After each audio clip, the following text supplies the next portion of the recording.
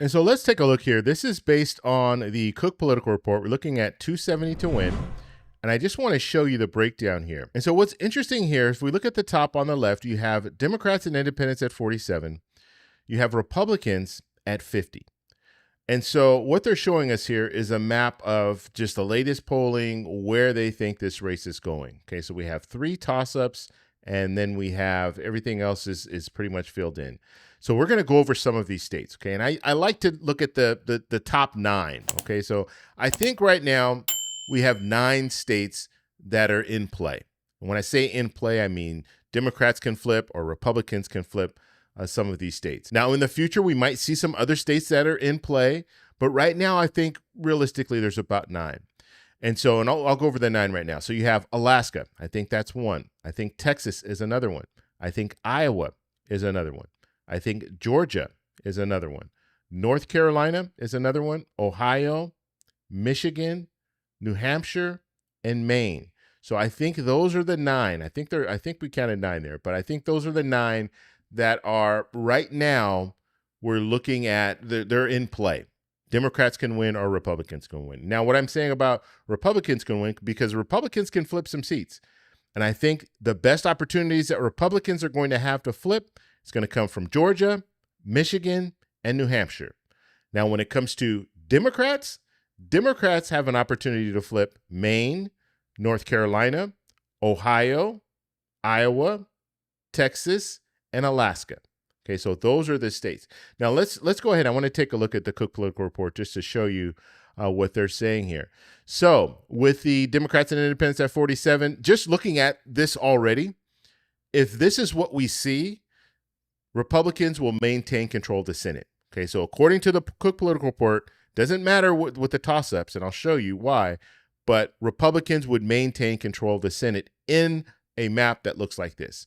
And the reason for that is if we were to say, okay, let's say Democrats win in Michigan, okay, and that's right now, I say Democrats have a good shot at winning in Michigan.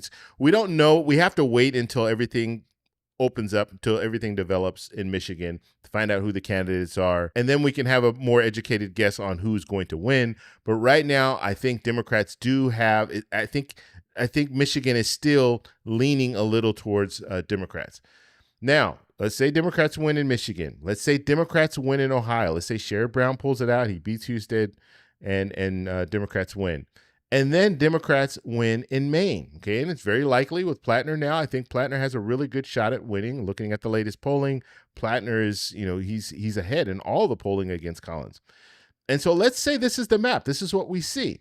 You have Democrats and independents at 50. You have Republicans at 50. Now, the tie goes to the vice president. The vice president is a Republican, so that means that Republicans would control the Senate.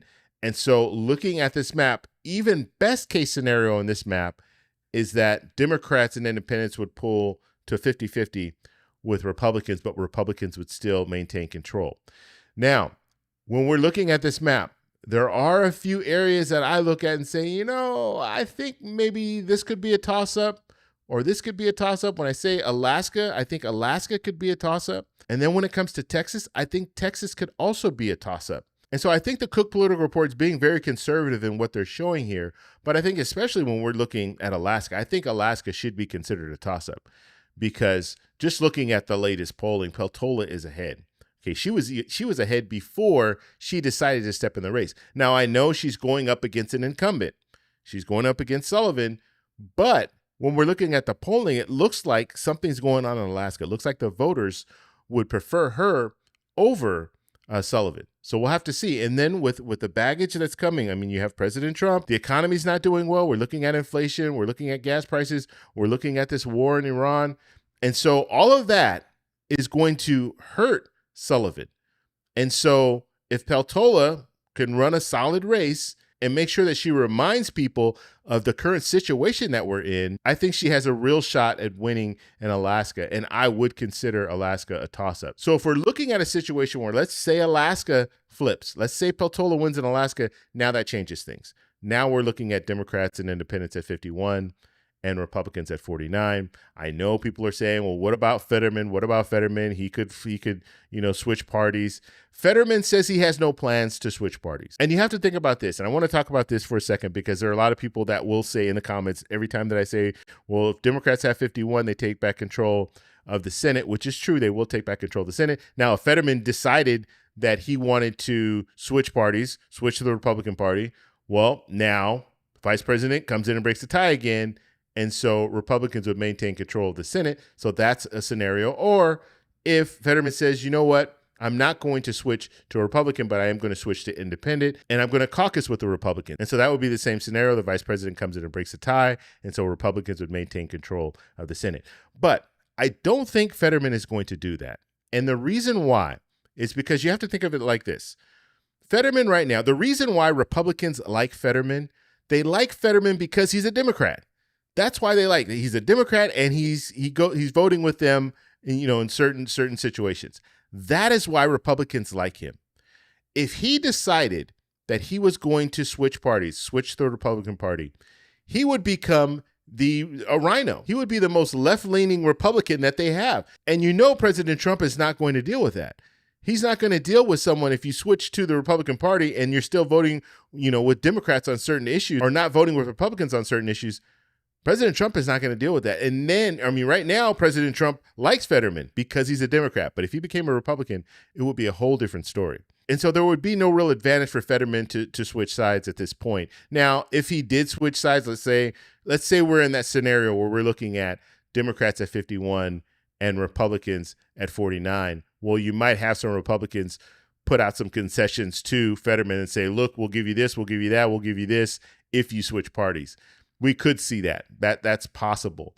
But as I stated, the minute that Fetterman decides, oh, you know what, I don't agree with this or I don't agree with that with the Republicans, then guess what?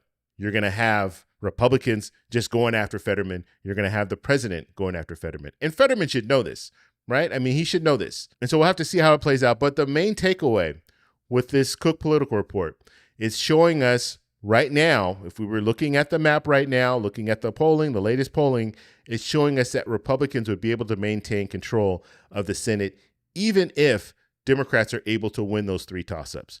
And so we would have to see Democrats flip at least one more seat in order to take control of the Senate. But the Cook Political Report is not showing us that right now.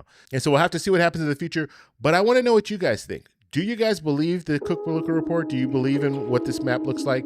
Let me know in the comments below. If you like this video, please give me a thumbs up.